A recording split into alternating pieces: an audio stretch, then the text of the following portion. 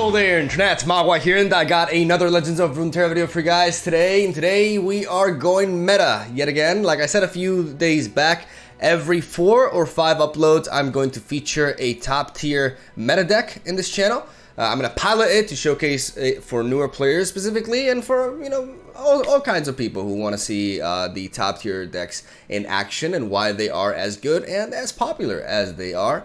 Normally, like I take pride in my content, you know, delivering you guys with original decks, but I feel like it's important to also showcase the more stronger established builds as well and mix it up a little bit, right? I think you guys are down for that. And today I got what I believe to be one of, if not the strongest deck in the meta, because of an overly buffed card in Lee Sin. Lee Sin is back, ladies and gentlemen, but we're featuring him with Targon this time around, and I will start off this video by saying I was wrong.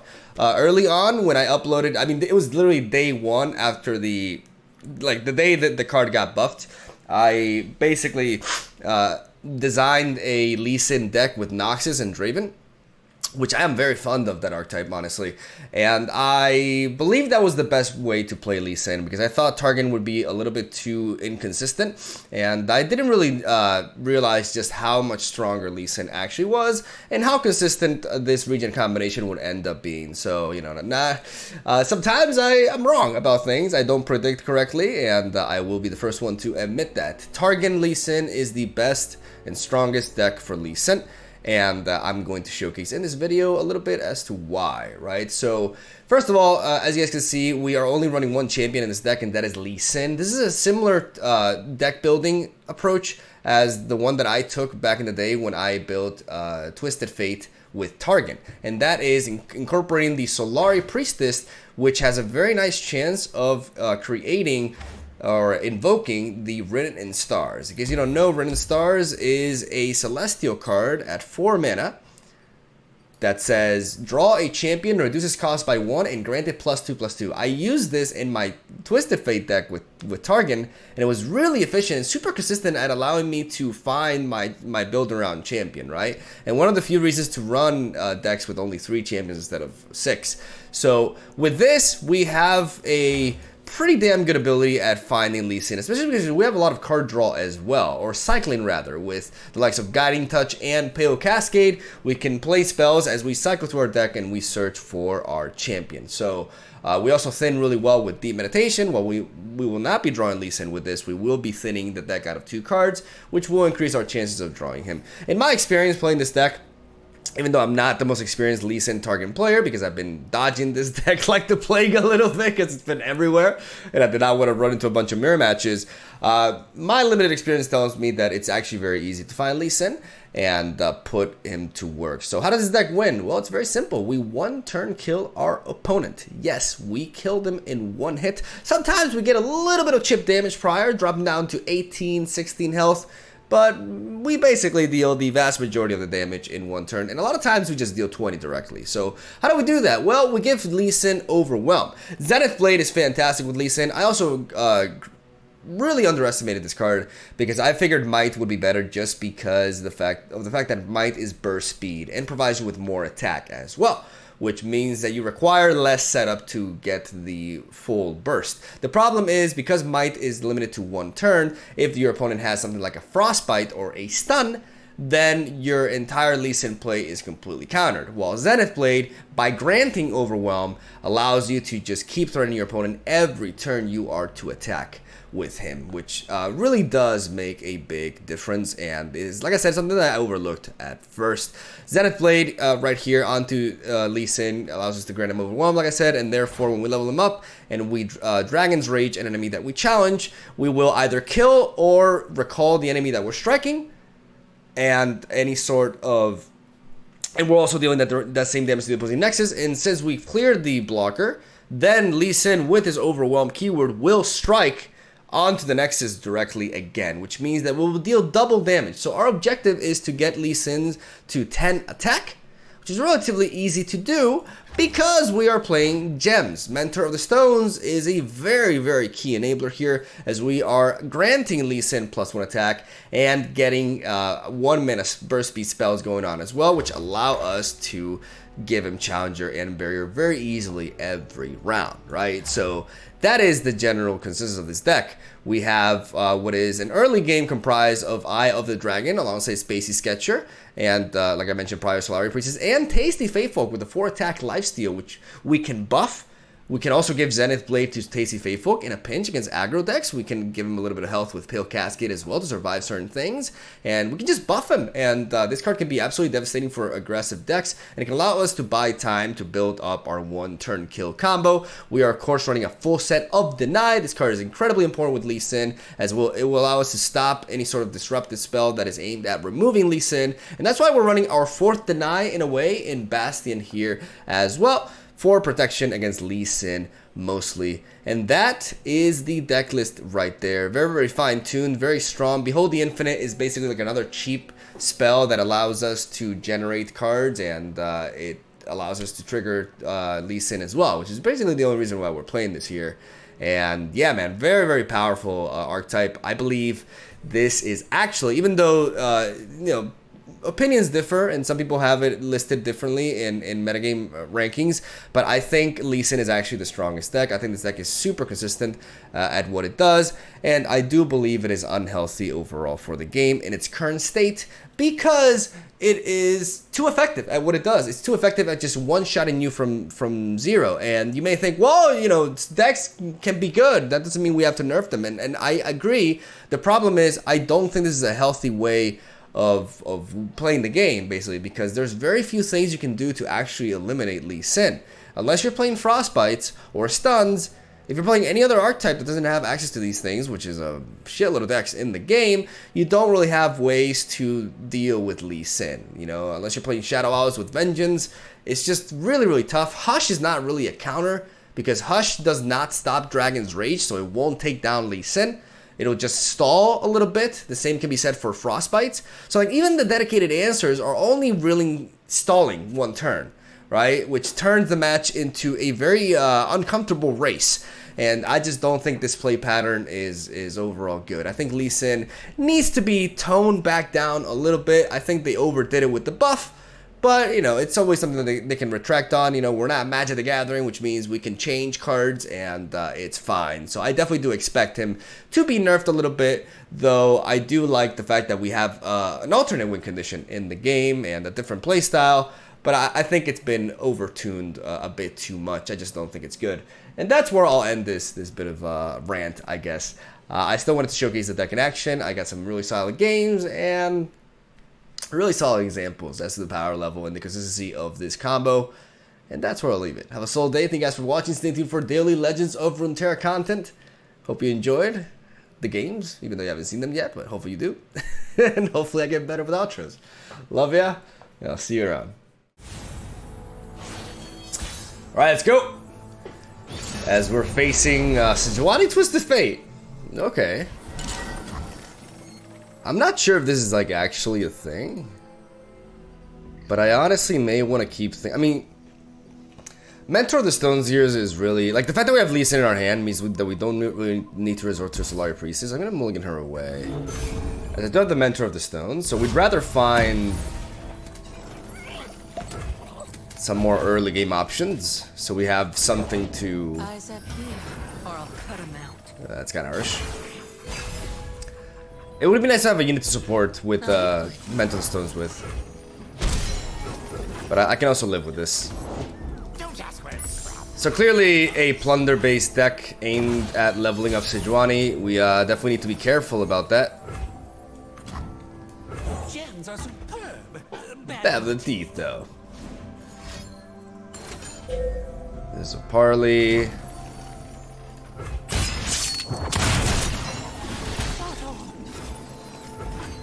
Which is allowing them to shit.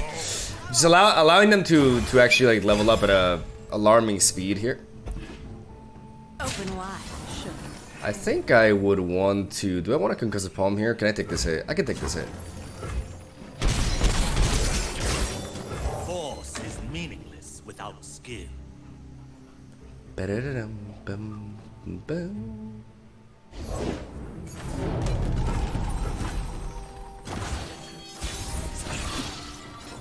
We're gonna make use of the Daybreak here. With Zenith Blade onto Scent. Conflict is all in the mind. Deal me in. Bit of a problematic, I think I may have to deny here. But if that's the case, then I leave myself wide open. I actually don't think I can afford that. All that glitters. I will not hold back. I'm gonna play one gem here to enable my deep meditations next turn. I taste purple. Yay. And I'm gonna drop the Tasty Faithfolk to provide me with some defense here.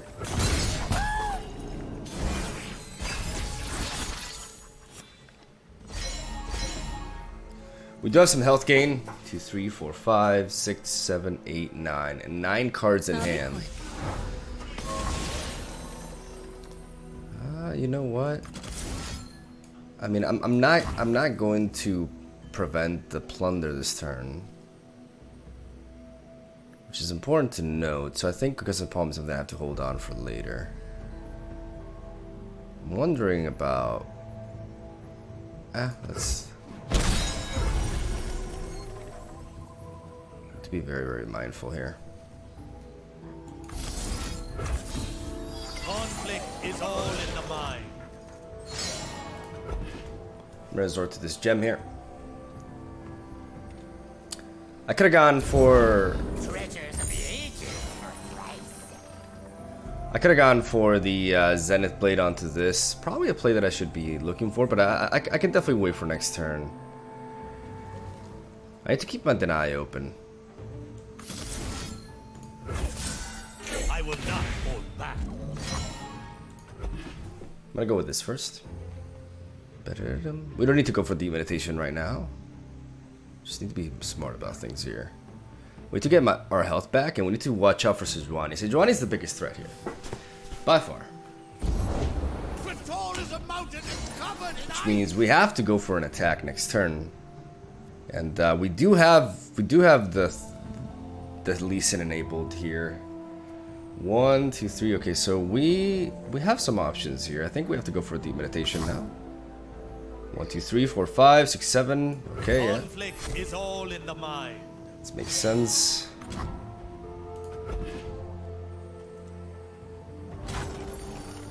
All right.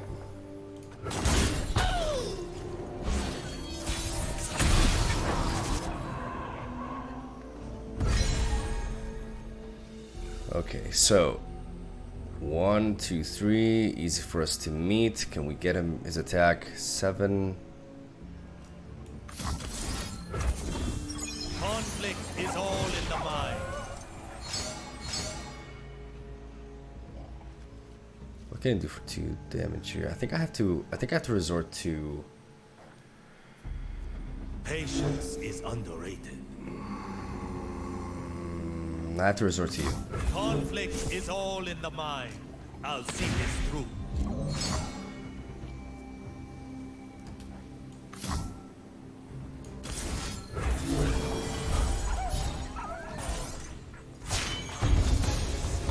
As the dragon wills.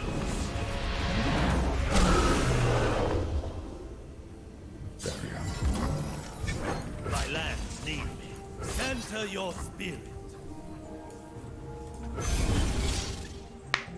The reason why I'm targeting the Babbling Burk is because it's less likely for him to be able to answer it. Yep.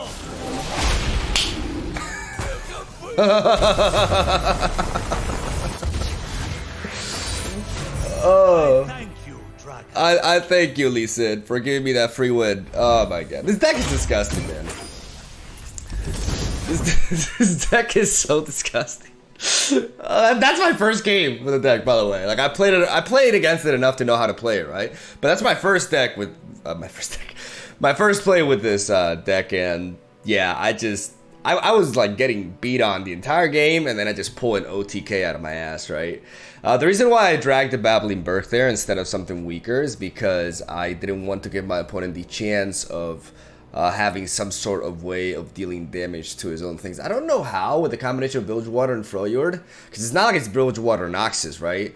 So they can't make it rain themselves. So I'm not sure if there's like actually anything that they could draw that could kill a 2 health unit of their own. Though I may be missing out on something. Just in case, whenever you're going for the kill, take the thickest unit, because the harder it is for the opponent to get rid of their own unit, the less likely it is for them to stop the Dragon's Rage, and therefore the less likely it is for them to stop you from killing them. So that's something that, you know, may not seem intuitive at first, but is the way to approach it. And yeah, just casually killing people from 20 health in one hit. I don't know, don't mind me. Let's go to the next one. Alright, round 2. I don't think Deep appreciates this at all. I think as long as I have my denies in order to counter Vengeance, I think we're actually extremely good here. I like the Spacey Sketcher as well. And I do like the Tasty Faithfolk in conjunction with Mentor of the Stones. I'm going to keep this in. No plays early on, but we do want to be carrying over our spell mana anyways, I think. And having the Space Sketcher in my open hand is fine, since I do have Mentor of the Stones. Maybe Tasty Faithfolk is unnecessary, given the matchup. But I like to have a unit to apply pressure with. Since one of the things about when you're facing Shadow Owls, one of the things to take into account is the difference between like 1 and 2 health is pretty massive. Like 2 health means that he needs either double ping or he needs Grasp of the Undying to deal with it. It's kind of like that sweet spot, you know, to be in. Alright, there's a Zenith Blade. We're going to pass here. We're not going to lead off with the Spacey Sketcher turn 1. We want to be more reactive with it. And we could just see Tasty Faithfolk into a Zenith Blade. That could be the thing.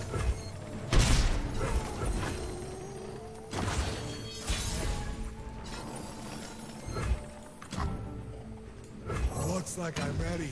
Bye-bye. I'm gonna develop the Tasty Faithfolk here.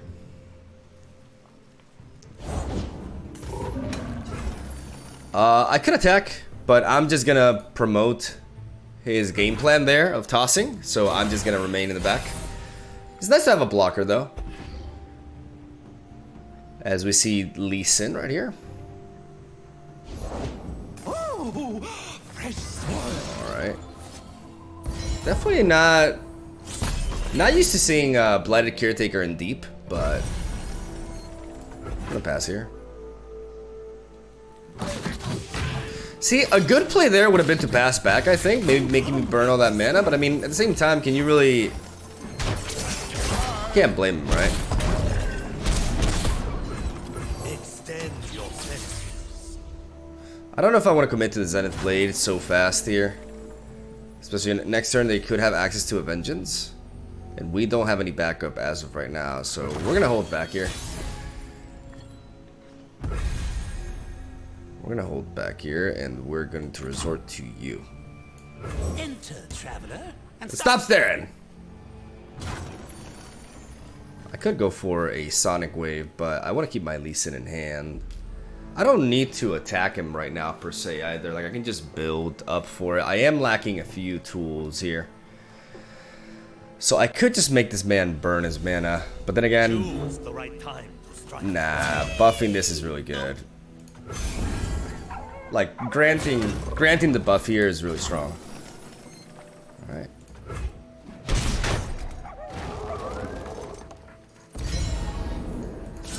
We do help him toss a little bit. I will tend this garden. Many hands, Maokai. I'll see this. Nice, nice. I love seeing that deny there.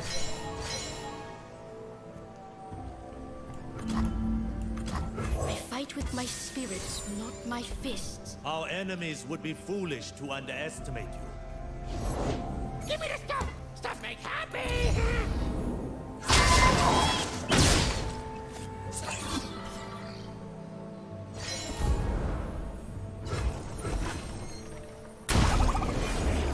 Now we do aim on using Zenith Blade, and we do have Deny backup, and we got the full set of Lee Sin here anyways.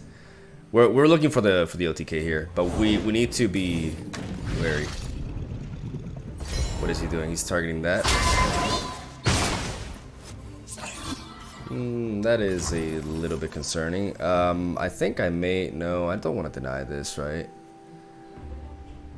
I'm gonna have to let that happen.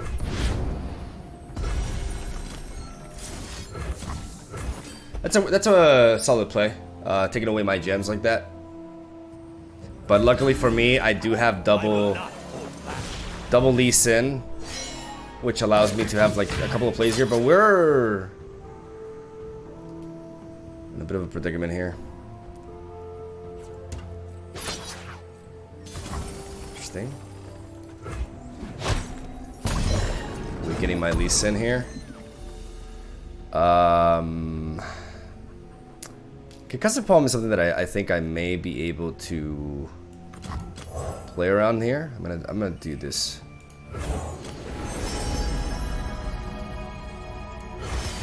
Spilled paint is just accidental art. I'm gonna get the messenger. I need to cycle through my deck. I need to find better options. Yes, that Pill Cascade is beautiful. It's exactly what I want to see.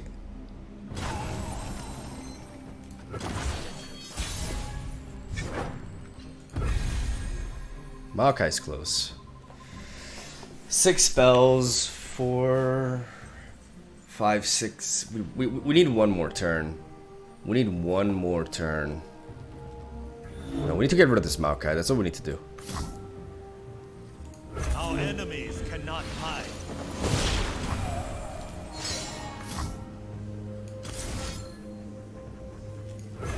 Conflict is all in the mind.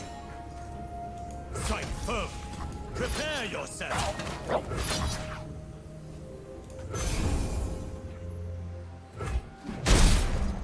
Forest.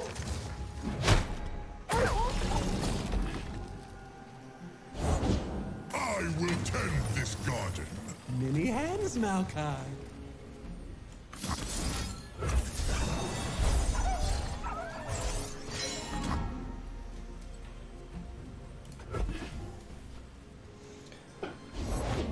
Protect our grove.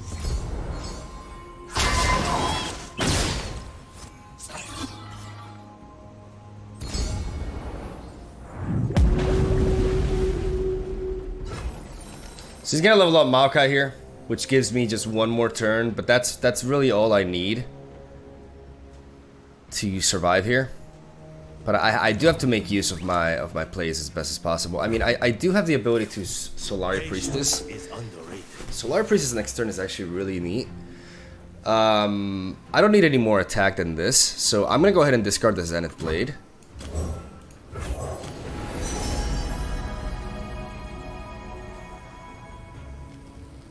Oh yeah, good. that's a pretty sparkle fly.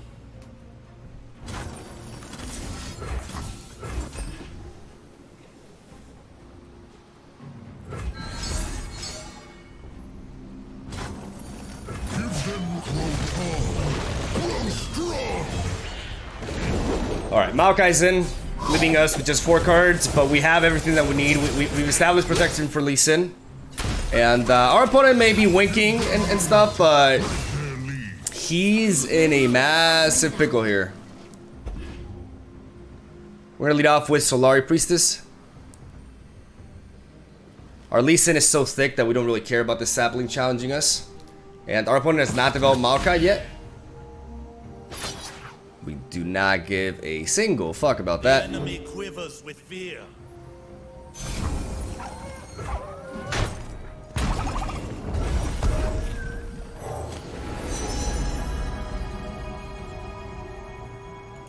Daylight warms the heart and lights the way.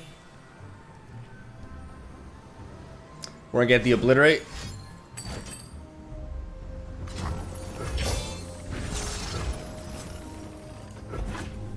He pings that. He may go for a Ruination here.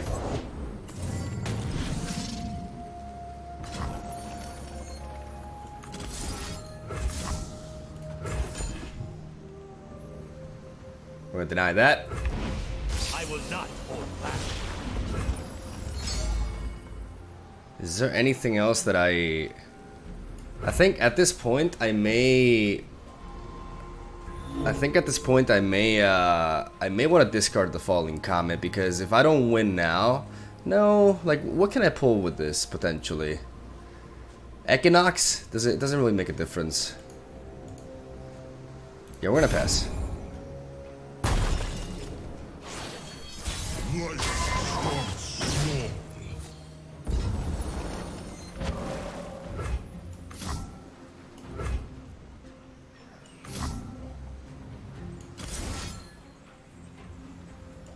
Our enemies cannot hide. I fight with the dragon's fury.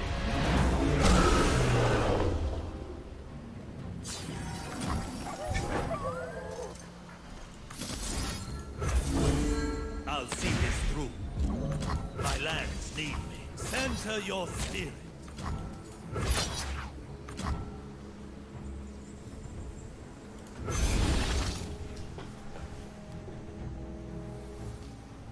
We're going in.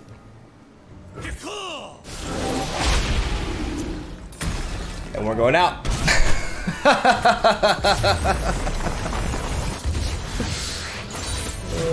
Ionia endure. I love how the opponent was just emoting at me. Just like, hey, I gotcha, you know? And he's like, again, winking at me. I gotcha, bro. Oh, I leveled up Maokai. Oh, I'm gonna pop your barrier. Oh, this. It's just like, dude. You're dead. That felt good, because, you know, when people spam emotes, I mean, yeah, it felt good, but I am being a bit of a degenerate in solving these things, I guess. Alright, round 3. Alright. Some aggro. Some discard aggro. We're gonna drop pretty much this entire hand. We want to find some units. I have the dragon specifically. Solar Priest is also nice to see. Guiding Touch is cool, but I would really like to see either dragon. She can really help us stay alive early on. Because as a combo deck, naturally one of our biggest weaknesses is going down early. Tasty Fatefolk does help out quite a bit. I brought my books. Hope that's all right. Unless he just eats up a Mystic Shot. Which would be a little bit sad, but it's definitely a possibility. I want to carry over the spell mana first. We're not going to drop the Spacey Sketcher. As of right now, he's only threatening us with Student Academic. Now we do want to do something about this. Now we do want to play Spacey Sketcher. The question is, what do we... Because we need to develop a little bit of a defense here. The question is, what do we discard? Because Mentor of the Stones is really important. Tasty Faithful, I would argue, is even more important in this matchup to stay alive. And I really like all these cards, honestly. It may have to be the Mentor.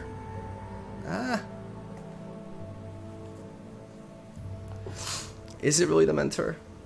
Nah, it's not the Mentor, right? Fuck it.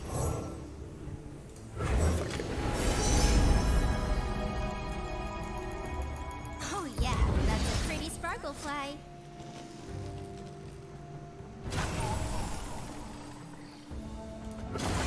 I need a little bit of defense here. I'm gonna take the Moon Silver. Even though Mentor is definitely important with the gems, I feel like Guiding Touch, I need to be able to, I don't know, it's a hard call to make, I'm not gonna lie. I could have been wrong with this one. It's hard. But I do know that I needed a blocker here. I needed a way to trade into the Zonite Urchin. And if my opponent were to develop a Draven...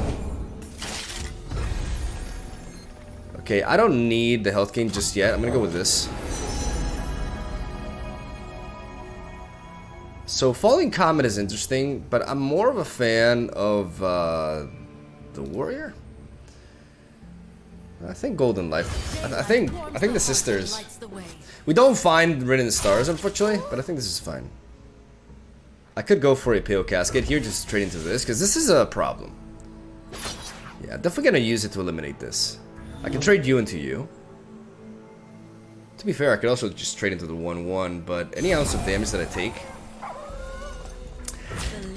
I still have a blocker, though, is the thing.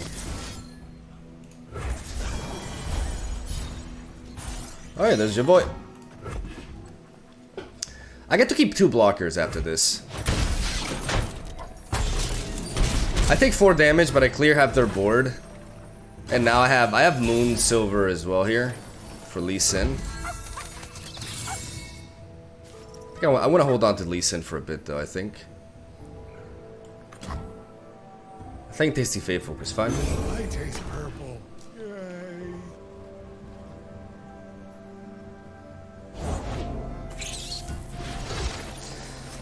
Opponent spreading out.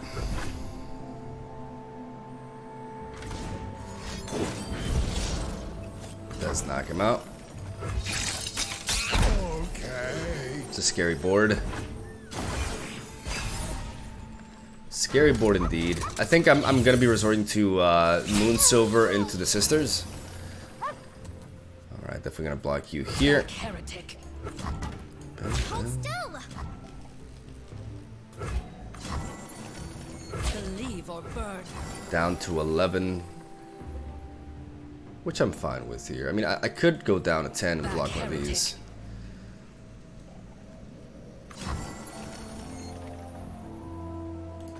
I'm gonna go with this.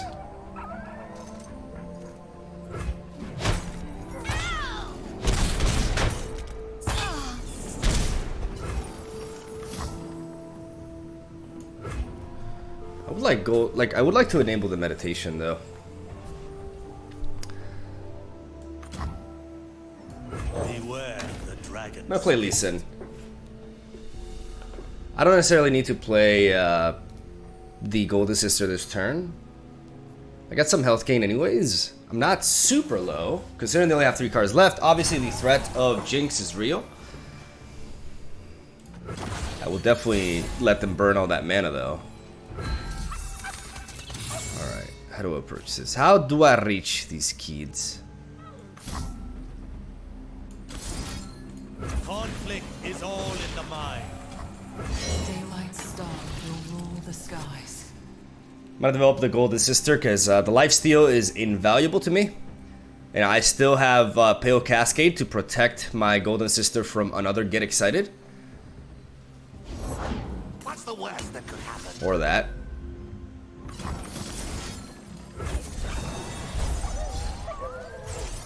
I'll see this through.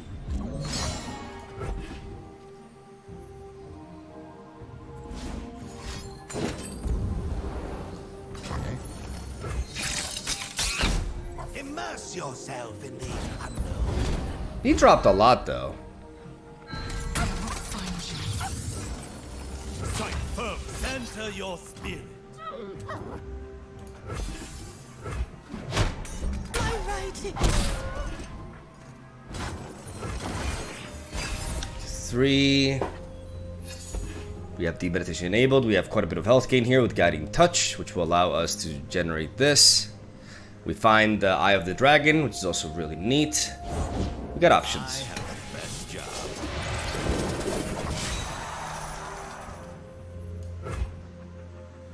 I could resort to a concussive poem here.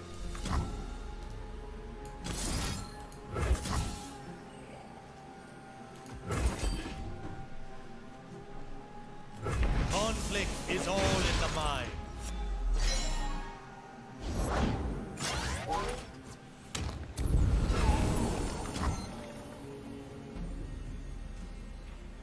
I fight with my spirit, not my fists. Yeah. Good luck with that, kiddo. I love Draven.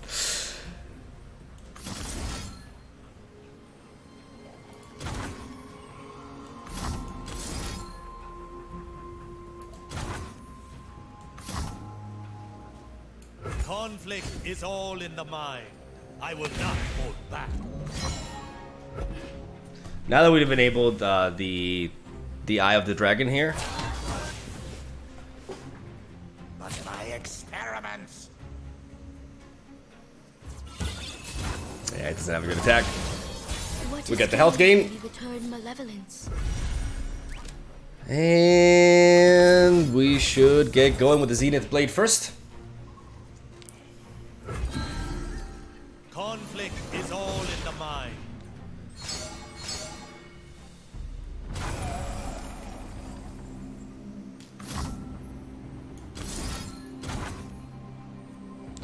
we don't need to deny, like, we need to take into account, like, what we're facing here. We're facing a deck that doesn't really have any sort of, like, high-end way to kill this, so we Pale Cascade here. I'll see this through. We Pale Cascade. We could resort to Sonic Wave as well.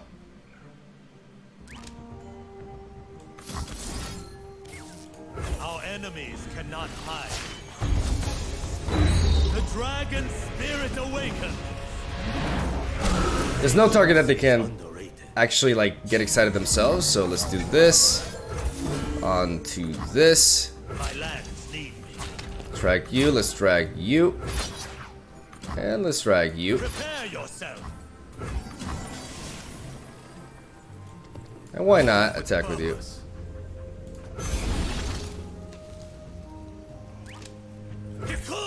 Get off! Get the fuck out of here! And there we go. This deck is not okay. I thank you, you broken ass. I'm not gonna go with this. I think I made my point. Alright, yeah, that's gonna do it for today. Sorry for the shorter video today, guys. I am running a bit of on a tighter schedule.